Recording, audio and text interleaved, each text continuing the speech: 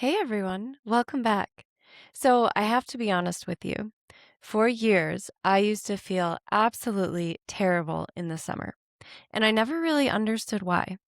Everyone around me seemed to be thriving in the heat, and I was dealing with fatigue and nausea and skin flare ups, and just this general feeling of being completely overwhelmed by this season. It wasn't until I started learning Ayurveda that it all started to make sense. As a Pitta constitution, summer is essentially my most challenging season. And if that resonates with you, this episode is for you. Today, Rita and I are diving into Pitta, the dosha of fire and water, and what happens in the body when that fire gets a little too intense. We'll walk you through some really simple, practical ways to cool things down from the inside out through food, herbs, lifestyle shifts, and a few things that may even surprise you, so you can feel light, cool, and balanced this summer. Thanks so much for being here. Thanks for listening. We hope you enjoy this episode. Welcome to the Ayurveda for Women's Health podcast, where we simplify ancient Ayurvedic wisdom into practical guidance for everyday life. Between the overwhelming wellness trends, quick fixes, and conflicting health advice out there, we return to a science that has been around for thousands of years. I'm Rita, an Ayurvedic health counselor. And I'm Brittni, an Ayurveda practitioner. In a world that disconnects us from our bodies, we are here to guide you back. Through body literacy, practical tools, and time-tested science, we will help you step boldly into a more empowered, aligned version of yourself. So let's dive in. This podcast is for educational purposes only and is not medical advice. Views expressed do not represent our employers. It's been hot. It's been hot. It's been very hot and humid. Yeah. And speaking from experience from two Pitta humans here with Rita and myself, where Pitta is very predominant, we've had a lot of personal experience with trying out different things that have helped keep our Pittas in balance in the hot season. And I will say in the past, like prior to Ayurveda, I used to always feel like really, really sick in the summer and like all these different symptoms that just made no sense to me. And like I would have more nausea all the time, like couldn't figure it out. I would have a lot of fatigue all the time, couldn't figure it out. And yeah, like had a bunch of other symptoms that just felt so confusing to me.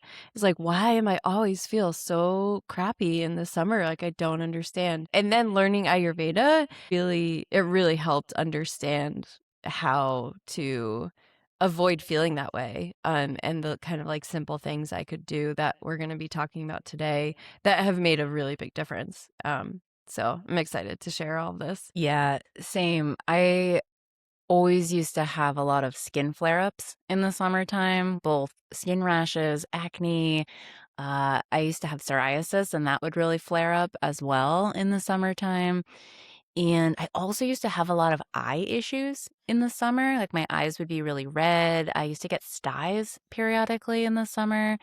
And yeah, I think it's been a few years since I've had either of those. So it's something where we'll explain why all of those symptoms are can be common in the summertime, and especially if you just naturally hold heat in your body. If you have a hotter constitution, summer can be a hit, and definitely some things that we can do with food and herbs and some lifestyle shifts that can cool the body from the inside out and try to really keep things in balance. I think that if you are a Pitta constitution and it's Pitta time of year, it's kind of par for the course that you're probably going to experience heat in some way. But really starting early on, I think it's Brittni and I were like, oh, we got to get that Pitta episode out there soon, because I think it's something where we want to start bringing in the cooling infusions and the cooling foods really as soon as the body needs it. And yeah, it can go a long way. It can make a huge, huge difference. Yeah, I think for me, certainly the things that you've already mentioned have made a difference.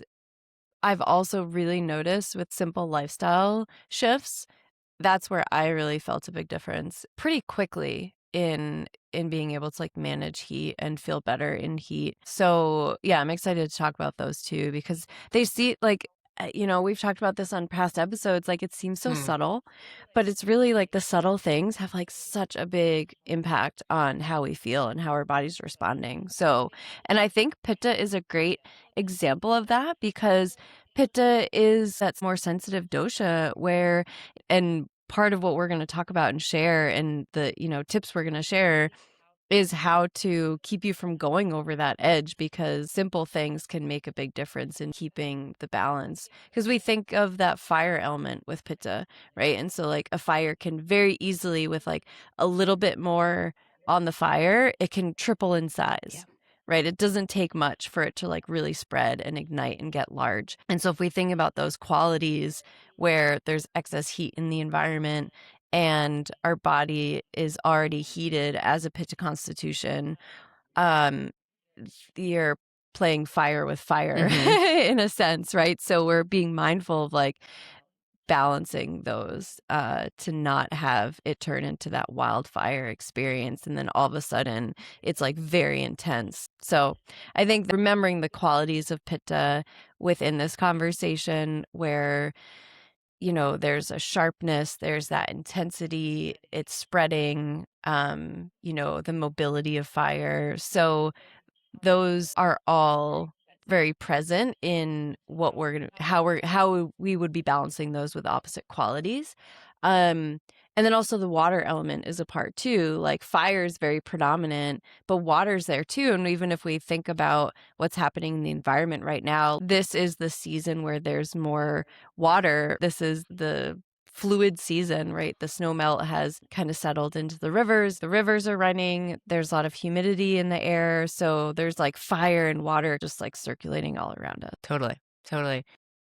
So what that looks like in the body when we have this excess of pitta, when we have this excess of fire and water, or this excess of those qualities, like you said, with pitta, we're talking about qualities of being hot, sharp, intense, oily, mobile, spreading.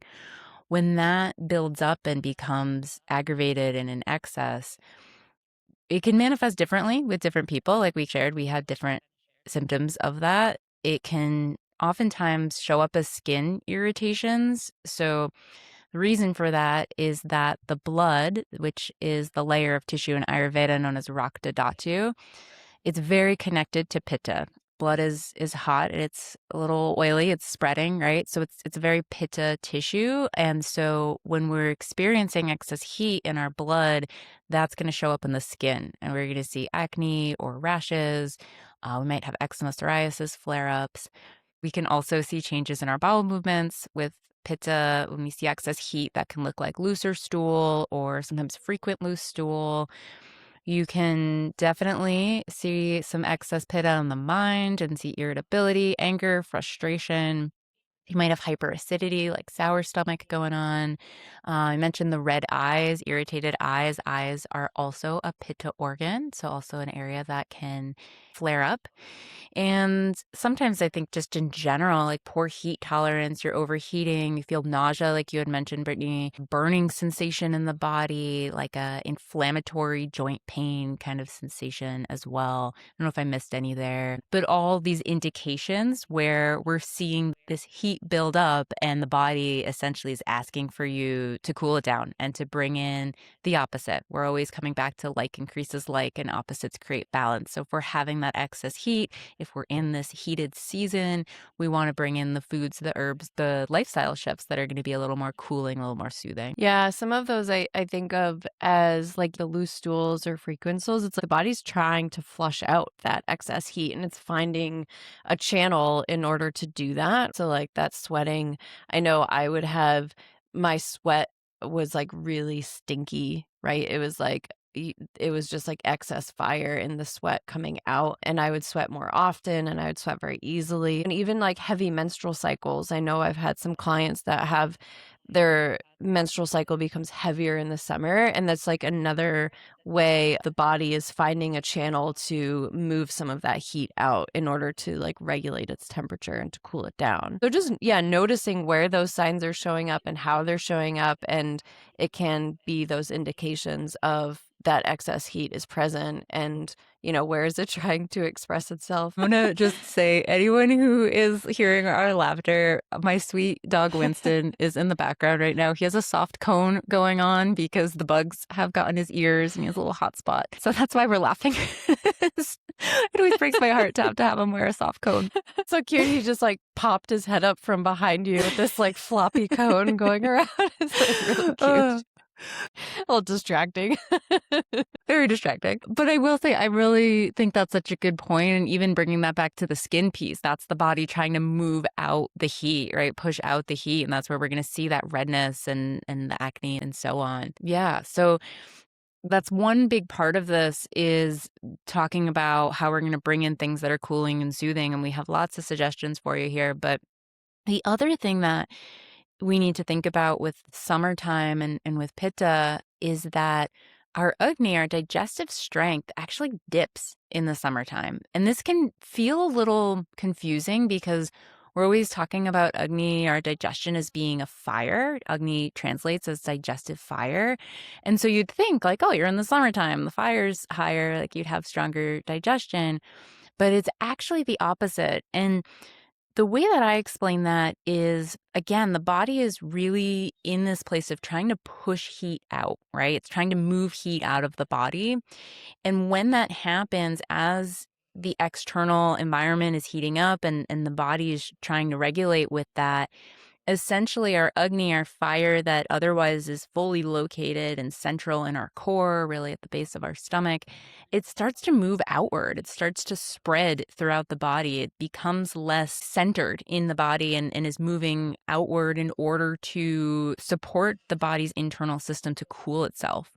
And so with that, it's really common that most individuals, regardless of your constitution, at some point in the summertime, you're going to feel a little hit in the digestive system. You might notice your hunger dips down, or that maybe you're not digesting as well. But I think appetite is a big piece that people will notice when it gets really hot.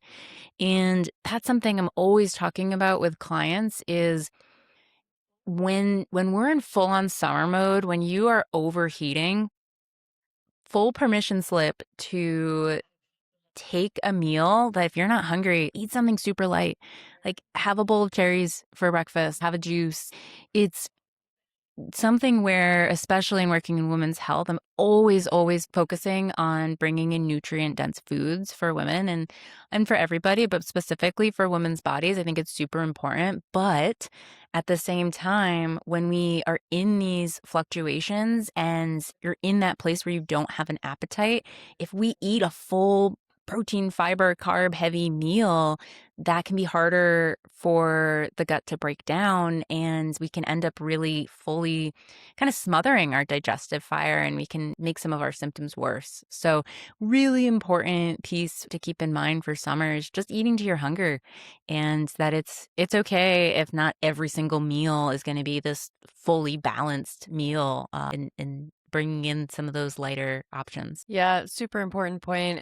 And I see it so often too with clients, and just again coming back to like that culture of you have to hit these numbers, you have to have this every time, but all of that just bypasses the really important piece of, yes, you could take it in, but if it's not getting digested, it's not actually serving you anyways. And so this just reiterates why we always look at digestion first, so that you can absorb those nutrients of what's coming into the body. And if the fire's dampened, if the fire's not centralized, if it's not contained in that stomach area like you described, Rita, it's not going to digest well, and then it's just going to create more it's going to increase the symptoms you're already experiencing, or that heaviness. It's going to create more heaviness in the body, more fatigue, right? And then it's just this accumulation of other imbalances that kind of build off of each other. And yeah, I think there can be that important piece of understanding your own individual hunger and when that shows up for you, because that will change in different seasons. And so if we get into this habit of, well, I eat the same thing every day, 365 days a year at the same exact time, it's again bypassing what those cues from the body actually are. And if hunger is present, if the fire is present to, to break down and assimilate the food to your tissues, or it's weak and needs some rebuilding, right? And I've noticed in terms of timing in the summer, I'm hungrier at those cooler times of day, right? Like late morning and early evening, or like later evening, even in the summer, and less so in the middle of the day when the heat is the highest. Cause just as you're describing, there's just like heat everywhere. But at the other times of the day when it's a little bit cooler is when I feel I actually have hunger for a heavier meal.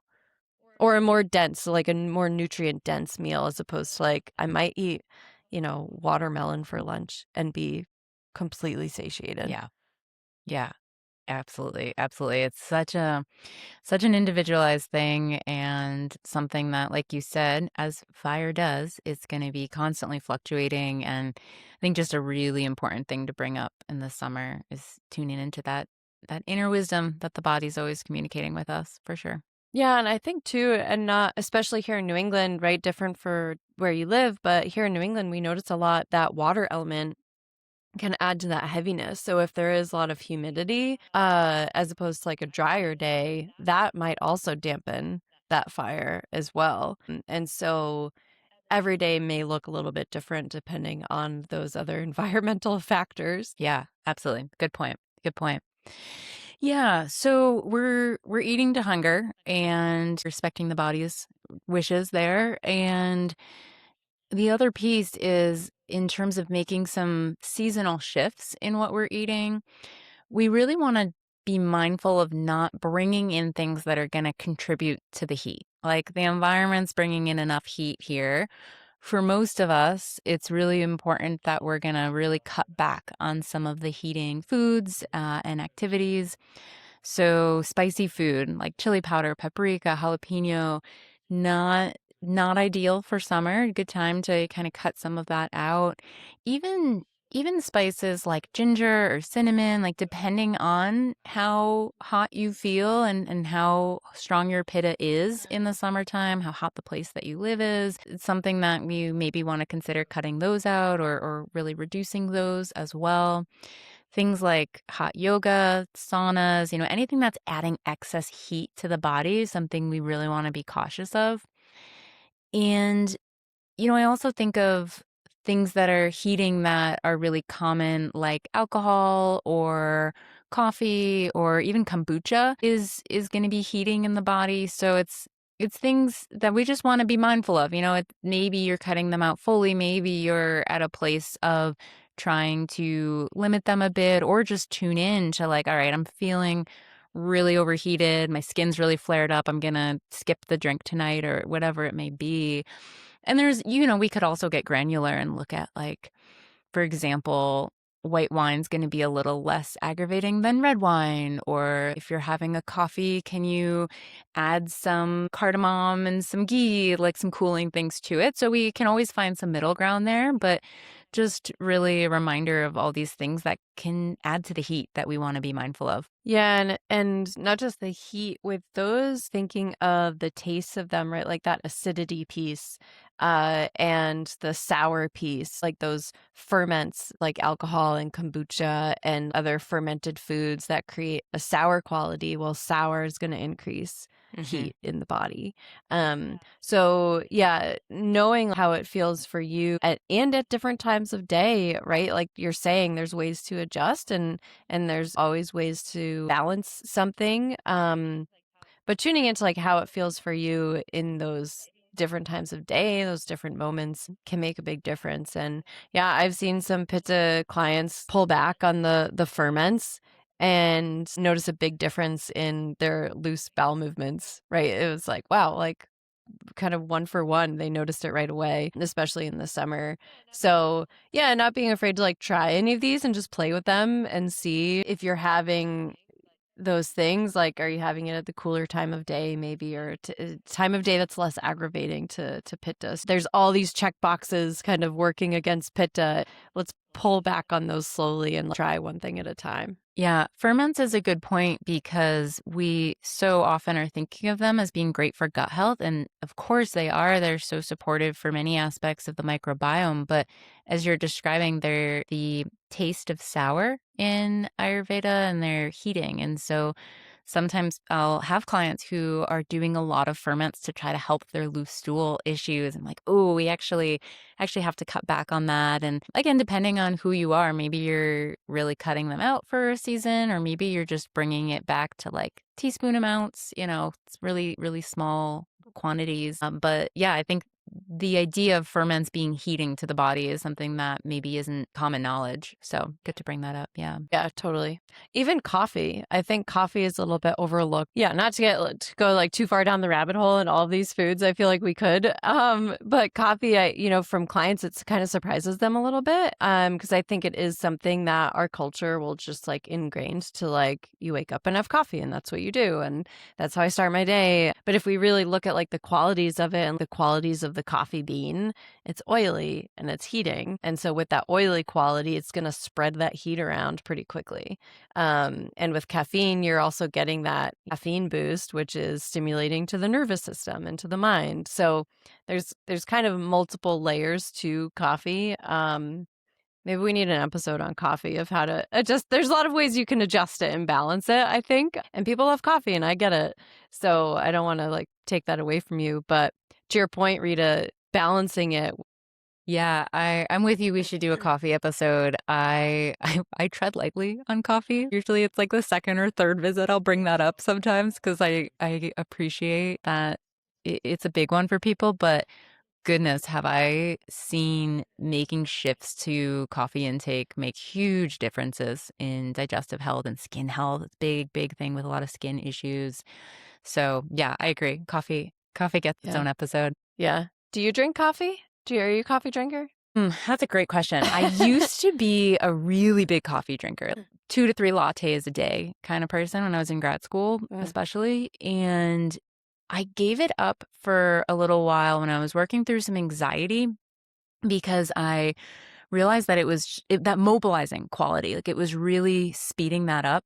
So I gave it up for like 3 weeks as an experiment. And I felt a lot better. I felt a little more stable and grounded in my mind. And I kid you not, ever since my body has not let me go back to it. Like it's wild. I have a really intense reaction. My skin gets really red. I feel really anxious. I feel really jittery. It's been years now that I really haven't been able to take in coffee. Like every once in a while, I'll try it. I'll be at a cafe. I'm like, I'm going to get a small coffee. And my skin's immediately red. I immediately feel really jittery. So I can do little bits of caffeine. Like I'll do chai or a little matcha here and there. But it kind of makes me mad, to be honest. I'm like, I just want to have like a few times a month, I want to have a little bit of coffee, but my body was just like, nope, not loving this, which I get. I mean, my imbalances are always in the Pitta and Vata area. And so I get that coffee aggravates both. But yeah, I always, whenever I'm talking with my clients about coffee, I always disclose that I'm just jealous because I want to be able to drink coffee occasionally and I really can't. But yeah, how about you? Well, it's interesting that it's your body just almost was like covering up in some way because if you're having it all the time and like having it multiple times, but really to like pull that back and like expose what's actually happening with when the coffee affects you is like, oh, this is actually like doing a lot of harm. It's just kind of being masked by other things. Yeah, coffee's like an intense one, especially for pittas. So to expose that can be a hard transition. Yeah, I stopped drinking coffee when I first started learning Ayurveda, 6 years ago now at this point. And I don't even crave it anymore. Like I did it, I stopped drinking it as part of an Ayurvedic cleanse. It was a 3-week cleanse that I did as I was like very new to learning Ayurveda. And I felt great. Like I never really wanted to go back to it. I switched to chai and then eventually like weaned off that. And we drink mate as like if we have a caffeine fix, but Yeah, coffee, even now, I have it and I'll have one sip and I'm like, oh no, I'm good. I don't actually want this. So, yeah, it's interesting. Like my palate for it has changed. So, like, I love the smell of it and John will make it and I'm like, oh, that smells so good. I think I want some. And then I'll like have a sip of his and I'm like, no, that was enough. I'm good.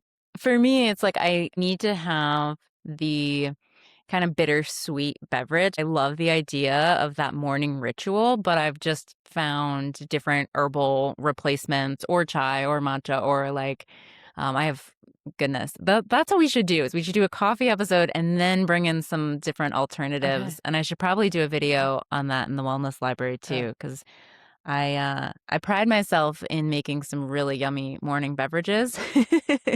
But yeah, coffee's an interesting one for sure. Yeah. yeah. Yeah. All right. Well, that's certainly a topic for another time. So, well, there's a lot of questions I could ask you right now. Um, Well, bringing it back to what is best to avoid in the summer to like kind of steer away from or pull back from, in addition to foods, Mm. is, and I found this really helpful, is like avoiding anything fast or urgent. And especially thinking when I go out for a fast walk or a run, and that just increases everything in my body, right? Increases my cortisol, increases the stress in my body, increases inflammation in my body, and increases the movement of my mind, right? Like everything's just kind of like getting worked up. And with Pitta, it can just amplify that upward movement, that mobility quality. So being really mindful about like how you're pacing yourself and how you're moving, even scheduling. I've noticed recently for myself, a lot of my meetings have been like very close together and I don't really have space in between them.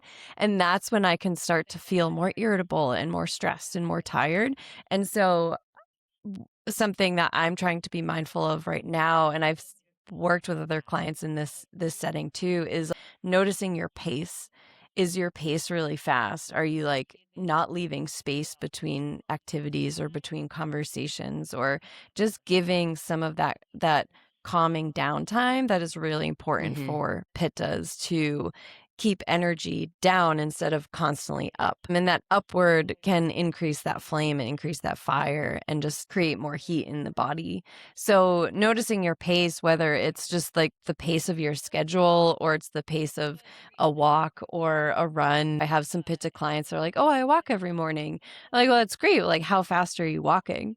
And they're like, oh, well, I'm like going as fast as I can. It's like a power walk. And I'm like, well, let's like pull that back a little bit and see what it's like to walk at a slower pace and see how that feels for you. So I think pacing can be an interesting topic to explore, especially when we're talking about like heat and intensity. And I think there's ways around that. Like for athletes, that exercise time, trying to avoid it in the middle of the day, right? Like if you have a workout planned, like I get it, that I think that can be something that it brings a lot of joy for people, right? And I get that too, but I'll try and move it to that morning block before the heat of the day really picks up. And so knowing those times of where does it feel best to integrate those different paces. Yeah.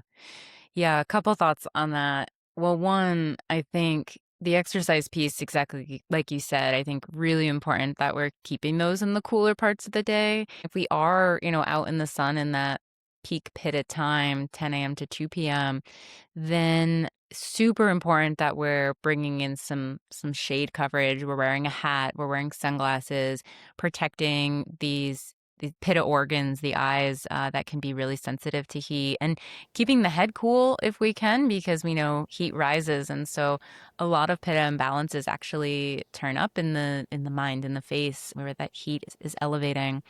So yeah, big piece there. I also am always encouraging pitta constitutions in the summertime to try swimming, because that can be really balancing. You're in that cooler water, but still getting that exercise in. Uh, and I think in general, like it's a really good time, if this is aligned for you, to transition from more of that competitive exercise to a little bit more recreational. So even with hiking, instead of trying to keep a certain pace or hike at a certain speed in the summer, I'll try to transition to just noticing more around me. Or oftentimes I'll use it as an opportunity to work on coordinating my breath with movement and also trying to hike places that do have like a little swimming hole or something I can stick my feet in after and have that cool off. So yeah, like I think moving all the time throughout the whole year is important, but something like you're saying, we want to be a little extra cautious of anything that's building up heat in the body in the summertime. And I think the pacing piece is such a good point because so many of us in the summertime, our schedules are booked out. So often I'll hear people be like, I don't have a free weekend until the end of August and it's, first week in June. And so that is, I think, maybe the most important Pitta balancing tip we'll offer today is look at your calendar. Can you block off a couple of days, maybe a couple days per month or maybe a couple days throughout the whole summer that can just be open days that you can flow and rest and do things at a slower pace because summer gets busy and it's fun and it's great to be able to have these long sunny days and get together with friends and do all the things, but it also can be really easy to cross that line into burnout. Totally, and I think that's such a good point even for like parents with kids, and if summer is the time to get out and do things, right? It's when the kids are around and there's these schedules. I think it's also important to set that precedent for your kids and kind of help them understand the importance of creating that space from the get-go, right? And like not every weekend has to be filled with something, especially for pittas. Like pittas are planners, right? And Yep. pittas like to have things on the schedule like months out booked. I like how you described it in like planning to have no plan in a way, right? And just allocating that time for a little bit of free movement or freedom in the schedule can be really impactful, and I think sets, a good example for this next generation in that we're not teaching them to always be on the move, always be on the go, which essentially leads to Yeah, burnout, right? As we, continue to take more onto our plate. for sure. A good reminder for us all the time, but like we said, especially this time of year. Yeah. Well, the other thing that we should talk about with Pitta season is food. So, lots of things we talked about with the things we want to avoid with food. In terms of what we want to favor and bring in frequently with food to keep the body cool, in Ayurveda, we categorize food into 6 different tastes. And the 3 main tastes that we want to favor are things that are sweet, things that are bitter, and things that are astringent. So, sweet, I think, is a more obvious one. We're talking about sweet berries and cherries and melons and dates, and also those juicy, watery vegetables, summer squash, zucchini, cucumber.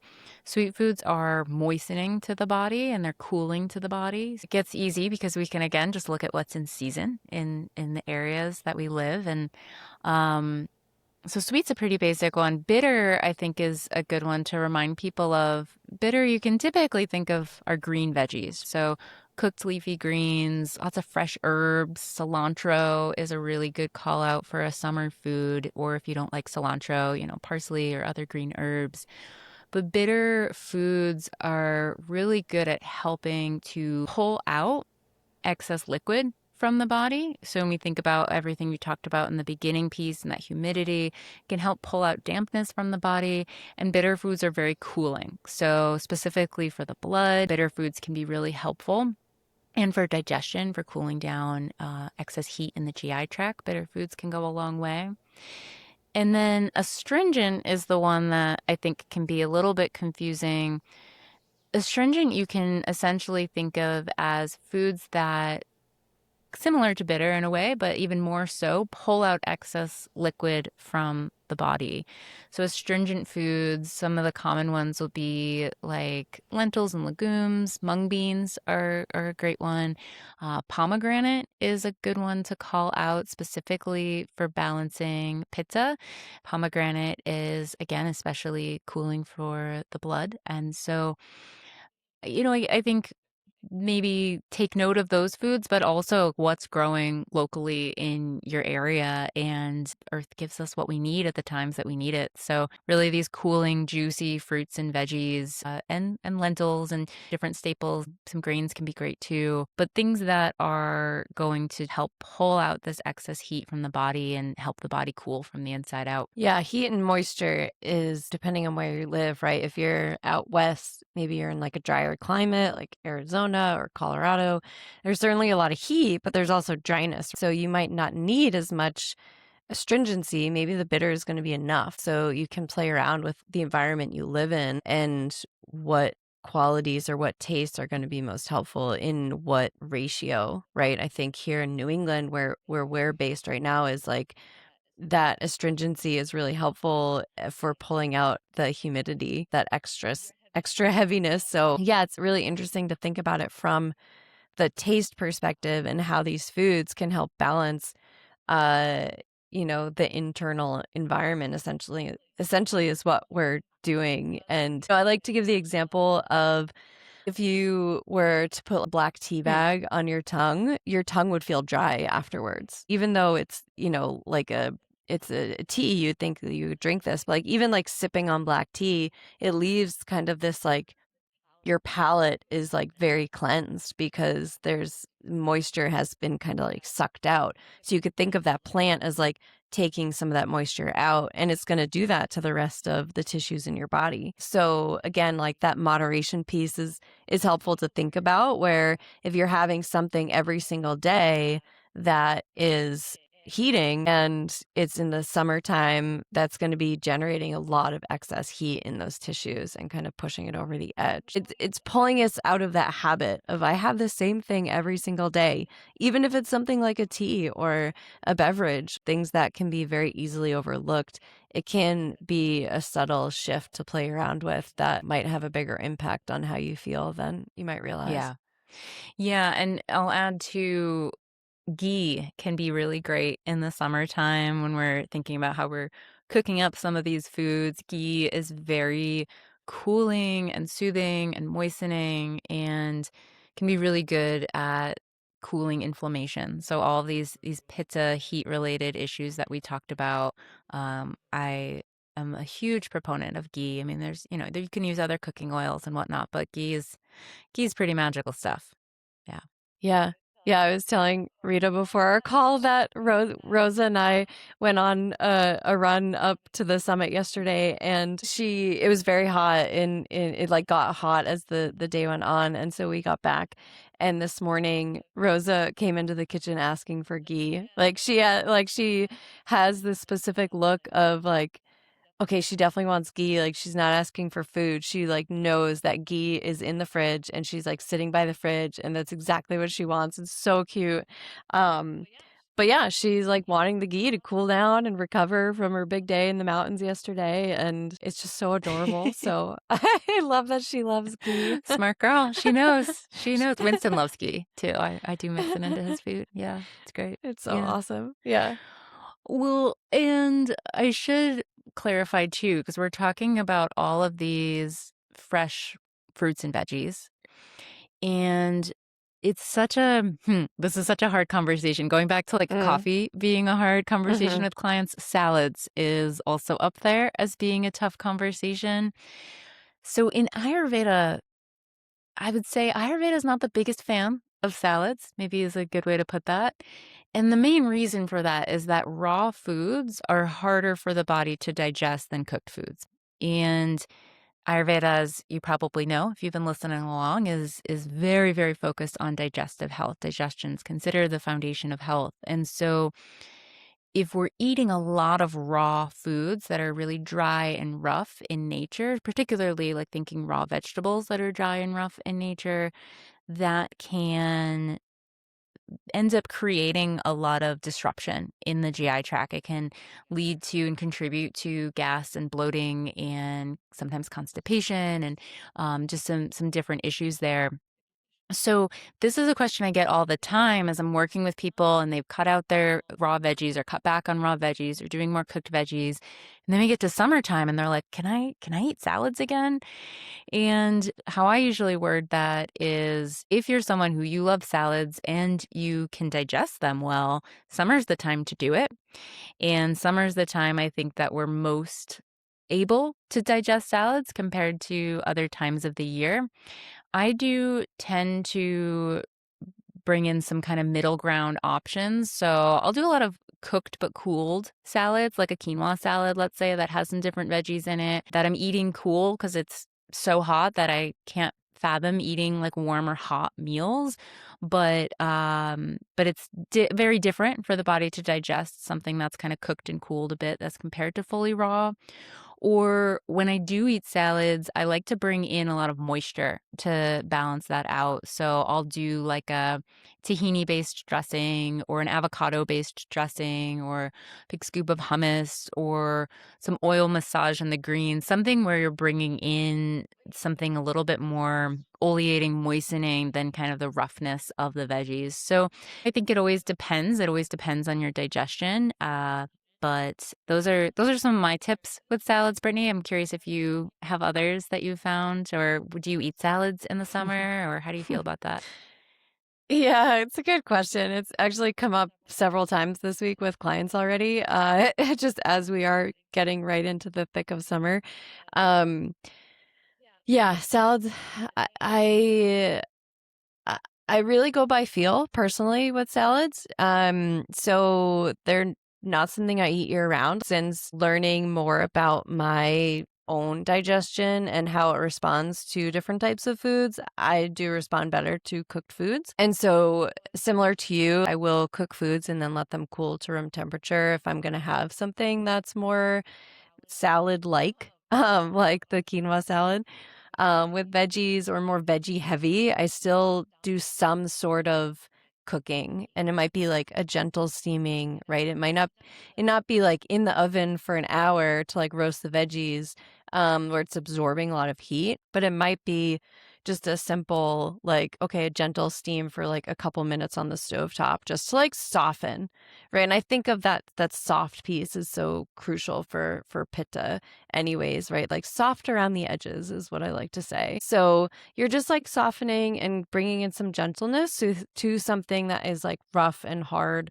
and dry, which can create those symptoms like you're describing. So yeah, for me personally, I I try not to overcomplicate it, right? I try and think like, okay, well, what's available to me? How much time do I have? And how can I support it, right? If I'm going to have a colder salad, I'm going to have maybe some herbal water Hmm. with it to support my digestive fire. Or maybe I'm having it midday when there's excess heat in the environment, but I'm not going to have a salad for dinner or for like I guess, breakfast. The salad for breakfast would be kind of funny, but possible.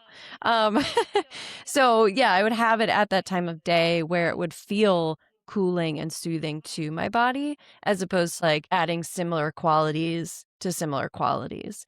So I think that's how I think Hmm. about it in approaching it that way personally, and I think remembering that we can also, like, trust what our body is asking for in a lot of ways, and so try it and see how it feels, I think is my approach, right? And if it didn't feel great, okay, let's see, like, well, what part of it? Was I eating too fast? Was I talking while I was eating? Like, are there other factors involved in why I'm feeling bloated after eating a salad? So I think there's a couple ways to think about it depending on who is having it and what else they have going on.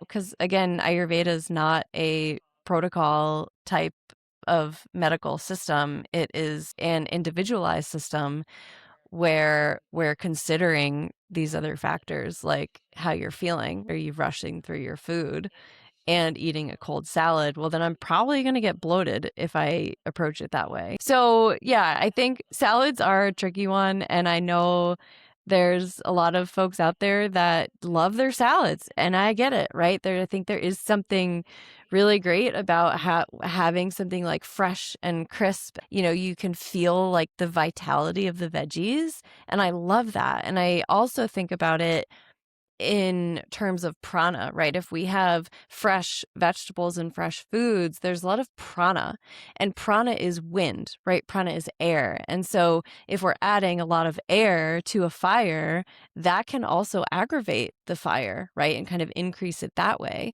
So we're kind of thinking about vata and pitta and that mobile quality of both. And that can lead to like bloating and not digesting well because they're kind of working against each other instead of working harmoniously. So I personally like to soften a little bit with like a little bit of steaming or like a gentle cooking, and then cooling to room temperature because, yeah, it's hard to eat hot food in the Yeah. summer. I wouldn't necessarily recommend that Right. either. Right. That was a long-winded answer to your question. No, I'm glad that you shared all that. I really liked how you said something along the lines of trusting what the body's asking for. Because I'll just say quickly, when I was first learning Ayurveda many, many years ago, I was working through a lot of vata imbalance. And so everything was about hot food and hot teas and bringing in all these spices. And I continued that into the summer, even though I was really craving like cooler things. But in my head, I was being very rigid and thinking, no, I need these vata balancing spices and foods and so on. And yeah, that's just something I've really learned over the years. The body just knows more than the mind. And I think for so many of us, that's like a big part of what we're trying to learn in this life is to get out of the mind and get into the body more. So yeah, I think that's a really good point. Yeah, I think we're just so ingrained in our culture of, like you're saying, there's these regiments of like, oh, there's so many things to think about when I'm deciding what to order at a restaurant or like what to get. And I think there is part of this just like letting go of everything and like not even thinking about that and just like, what am I feeling right now? What is my body asking for? Like, how can I support it? What would feel really good and like fill up my cup? And what would bring me joy? I think there's that element to it too, because so much of food nowadays is like numbers and macros and data and like just forget all of that, right? And I think there can be this ease to just enjoying food and how it feels in your body in a way that feels supportive, right? I'm not saying like go out and just like binge eat, but there is this an amount of indulgence, right? Like listen to what your body is saying to you. Yeah. Yeah, I love Hoffen. We come back to that theme for sure. For sure. Yeah. Well, and thinking about things that will feel really good in your body, you mentioned some herbal infused waters, or you could think of as cooler teas. This to me is maybe I've already said this about like three other things, but this to me is like one of the most powerful ways to balance pitta, especially I think when you're noticing it in your skin. I think some of these teas just can have a big impact on our Rakta Dhatu, on our blood layer tissue.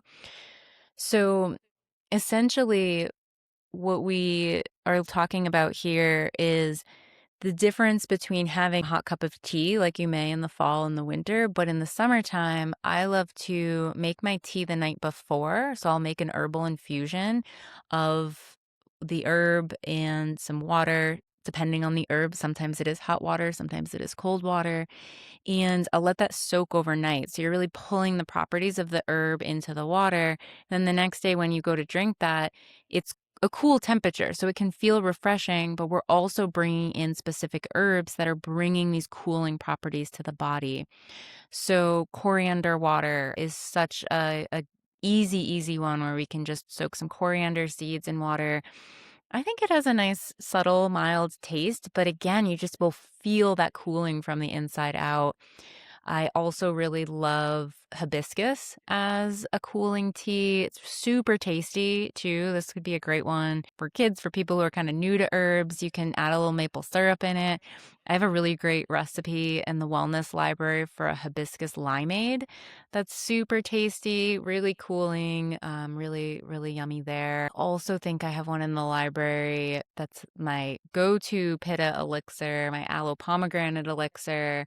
So yeah, really thinking about these different herbs to bring in coriander, which is the seed of cilantro, hibiscus, mint can be a great one, aloe, pomegranate, these herbs and spices that have this affinity to cool the body from the inside out. And drinking those as a cool tea can go a long way. Yeah, every single client that have tried these herbal infusions have come back just like raving about them, not just like the taste and the ease of making them, but how they actually feel in their body Mm, like over time. I personally have found them very, very supportive as the overnight infusion. And the other herbs I would add to that list, especially going into summer, would be like lemongrass is really great for pitta and nice and cooling. And then rose. I mm, love rose. Rose is like cooling and astringent, and aromatic, right? It has that really gentle way of calming the nervous system.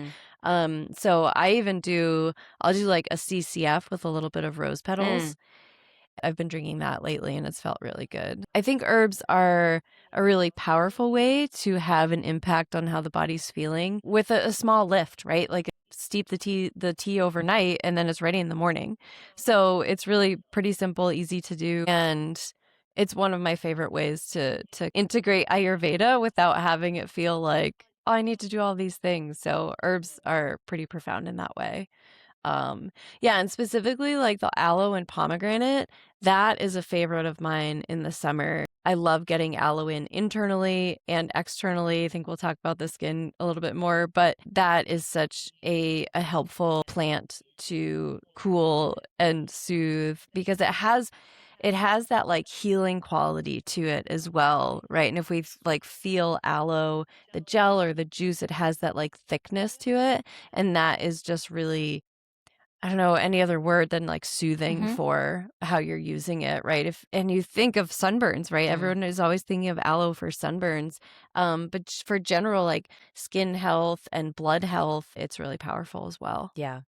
Yeah, I'm also aloe's biggest fan. I will give a little disclaimer to always make sure you're using inner fillet aloe juice because whole leaf is going to have more of a laxative property. So don't use that unless you need that.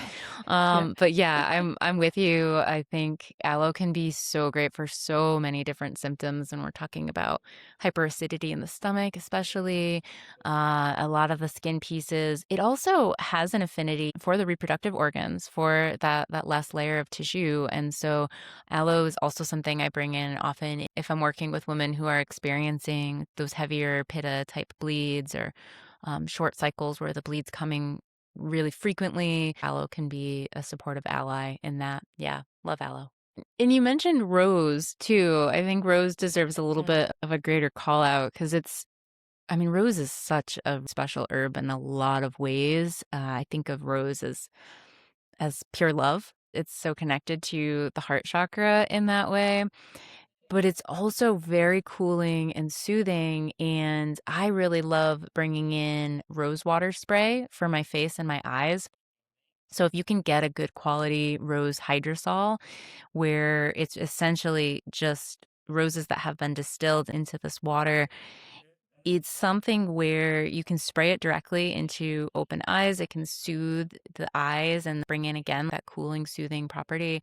I will keep one of these in my beach bag. I keep one at my desk for, when I'm having a lot of screen time, even. But especially if you're someone who gets like irritated red eyes, rose water can go a long way. And the red skin on the face, rose water can go a long way in that way. Yeah, Rose is where Rosa, our dog, got her name. Hmm. So yeah, that's where that comes in because it is just such a beautiful, powerful, loving, soothing herb. A little bit goes a long way, and we feel that with her.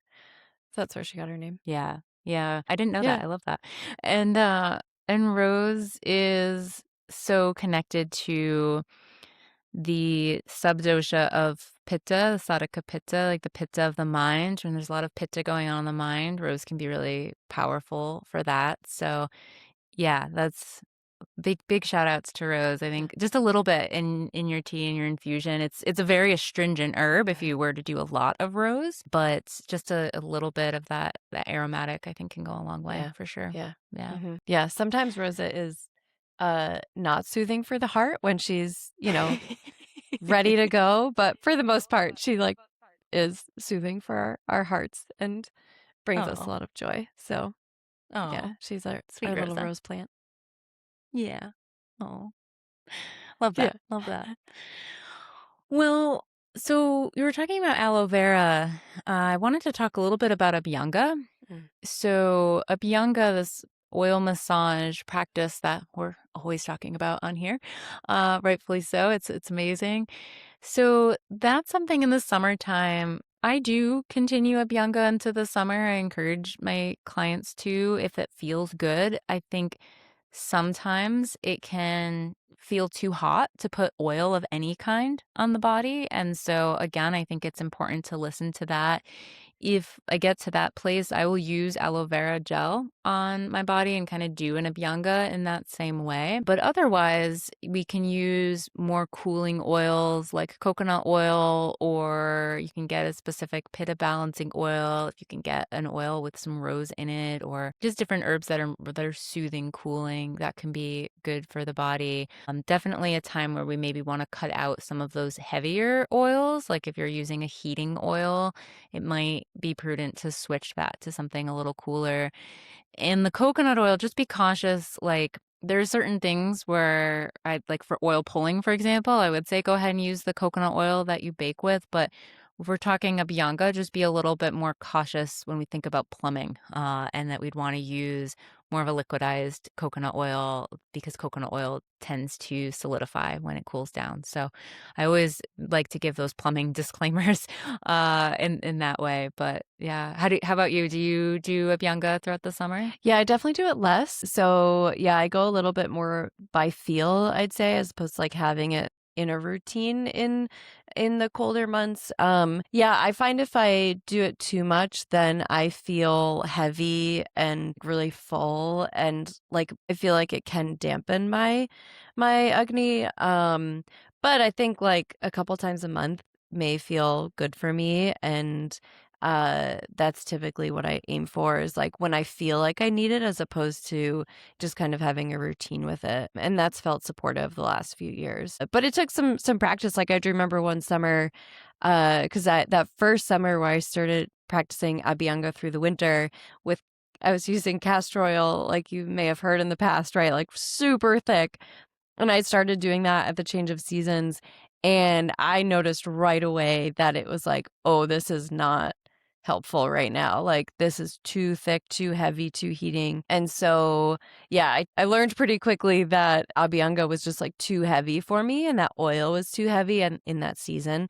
Um, so switching to something lighter than that was really helpful. And so, yeah, even I have clients that continue through the summer, but wean off a little bit or switch their oils out and still find it really helpful because there's still a lot of benefit to practicing Abhyanga for balancing our busy life. Vata Hmm. is kind of predominant in all season, I think, in the mind, especially, right? Like there's a lot of rajasic qualities that those mobile activating qualities in our life right now and like how our lives operate as a society. So I think there's always some version that feels like we're balancing vata to that extent. And so I feel that Abhyanga can be a nice, gentle way to balance that and to feel grounded and centered and feel like you are putting on your shields for the day and like preparing yourself for, a busy work project or like a lot of travel even like if you are traveling a lot in the summer. So I think there are a lot of benefits to it and depending on when and how often,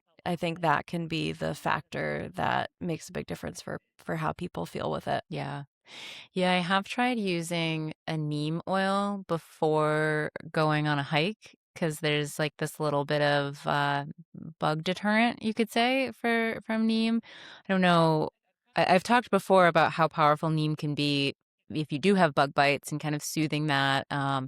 but I have tried it. I don't know if I can say how much of a difference I felt it make, but sometimes before I'm going on a long hike, I'll do an abhyanga just to balance that vata, and in the summertime, sometimes, yeah, I'll do like a neem or a half neem, half coconut oil to kind of be like a little bit of that, trying to deter the bugs Yeah. up here in the northern woods. But I will say, you were mentioning the vata piece. Maybe to circle back, for anyone who listens to our spring episode and our kapha episode, we talked about Garshana, more of the friction massage, or what I think is most commonly done today as dry brushing. And so that's a question I got recently from a client about continuing the dry brushing into the summer. And this client actually had found they had some, I guess we could call it a skin rash that broke out in an area that they were dry brushing, and they were asking, do you think this is a pitta imbalance or do you think this is from the dry brushing? And essentially my answer was I think it's both. I think it's the combination. Pitta is, as we've talked about, it's this excess heat that often can show up in the blood, so it's going to show up as that skin rash. Anytime we see that skin rash, we're thinking pitta. With dry brushing, what's happening is it's very mobilizing in the body. It's very vata inducing, and sometimes we need that. Like in the spring, we need that motion to happen. But I think whether or not to continue that into the summer, I think is very individualized. And for some people, I think if you do have a lot of that pitta like in your blood and your skin, like that can be irritating. So yeah, I don't know if you have other thoughts on that, Brittni. How I've worked with that with clients is it really depends on the constitution. It like depends on, maybe they're even dry brushing like a certain part of the body, but not the whole body, or only before they have younger. But I do think it's something in general to be mindful of, that dry brushing is, well, as all of these practices, is something to be done mindfully, and isn't necessarily great in all body parts and all times of the year. Yeah, I think that's a great way to summarize it. And I agree. I think the important piece of it is having that awareness of how it is feeling and knowing how to shift and adjust. And it doesn't have to be like a complete overhaul of like, oh, now I need a whole new routine, right? It's like, okay, maybe just this body part is not needing that right now, but this other area is feeling, you can get more granular in that way in like how it can feel supportive. I think it's when we get locked into this is my dinacharya, this is my daily practice that I do every day, this routine, I think that's where we can become disconnected from what's actually being supportive because it's so subtle. Like, I think day to day can feel so different, especially in these intense seasons, uh, especially with heat, right? And like things just become intense in this season. We're out of that transition season, right? Where things are kind of fluctuating. And now we're kind of getting into this like hot humid season where it's consistent, right? So how is that feeling in your body is going to be very different for each person. Yeah. And that's the beauty of it too, right? And that's the point of all of this, right? Is that we are moving through life with awareness and that Yeah. we are tuning into those subtleties and not just, well, someone told me to do this, so I'm going to keep doing it, even though it's feeling really awful in my body. So I think Yeah. that's like the key. And that's what Ayurveda teaches is like, what does it mean to you? And how does it feel for you in this season of life? And that's really the whole point. So Yeah. For sure. For sure.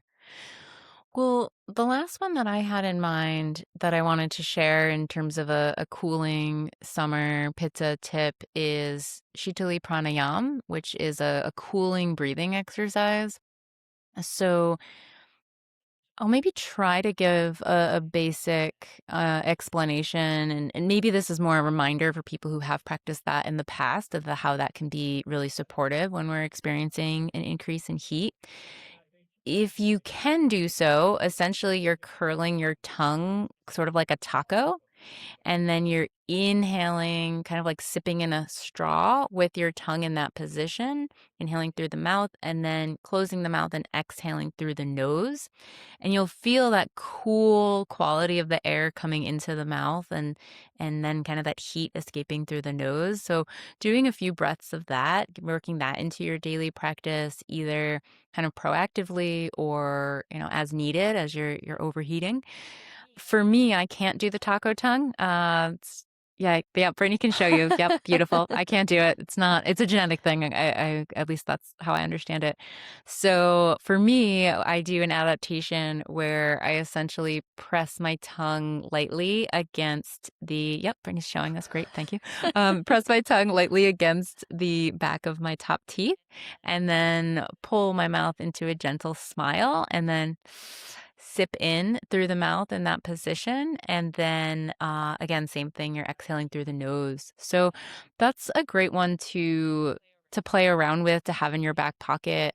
Again, it could be a proactive part of your morning routine or more like I'm in traffic and I'm angry and I need to do something quick that can bring me down.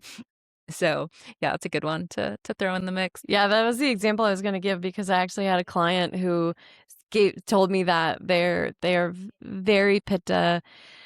We were working through a lot of, Mm, anger and blood, and liver aggravations with heat. And Shitali was one that we started with, and he did it in traffic, and he came back the next session and was like, wow, it just really helped me so much in that moment. I couldn't believe it. Like he was just blown away by how powerful it was and mm, was just feeling that like energy rising, that heated energy just like boiling, right? We can think of that sensation in our body just like moving upward. And he said it really helped in yeah. that moment. So yeah, it's super powerful and you can feel the coolness, Yeah. which is cool. Which is cool. So yeah, it's a cool practice to do. Yeah, I mean, I feel like that's such a good example of Pitta in general, as Pitta gets Mm. locked in. The fire starts and you're like hyper focused or you're in the process of doing something and it's so, so hard to pull out of that. And so that's where I think all of these practices can be so supportive proactively to work into your morning routine. You're like starting your day with your coriander water, your hibiscus, whatever it may be, but then also knowing that Pitta elevation's gonna happen this summer. It's gonna happen for all of us, especially if you live somewhere hot. And yeah, having these things in your back pocket that you can bring in kind of both proactively, but also like, I need a little extra today. Yeah, So, totally. yeah. And the other ones that I forgot to add to our outline that I'm thinking of is that have really helped me too is that I don't wear any orange or red or Mm, pink colored clothes anymore in the summer. So the clothes that I have in my wardrobe are like blue or green or purple, more of those like cooler color tones. And that has changed how I feel in my body when I'm preparing for the day and going out in the heat. And right, like the quality, the textures that can have an impact as well. Which could be a whole nother conversation, which would be fun to mm, do. But in mm, short, thinking about those opposite qualities of fire and how you can balance that through the clothes you're wearing, the colors you're seeing, the environment that you're in, right? So making sure that the environment you live in is calm and cool and, organized and has that fluidity to it without having like a rigidity. Because that is all creating energy that is impacting us, especially visually, right? And our eyes are absorbing what's around us. And the eyes are a seat of Pitta as well, right? So we know that if the Pitta mind is activated by seeing the color orange and like seeing these hot colors in front of us, we're going to feel more activated too.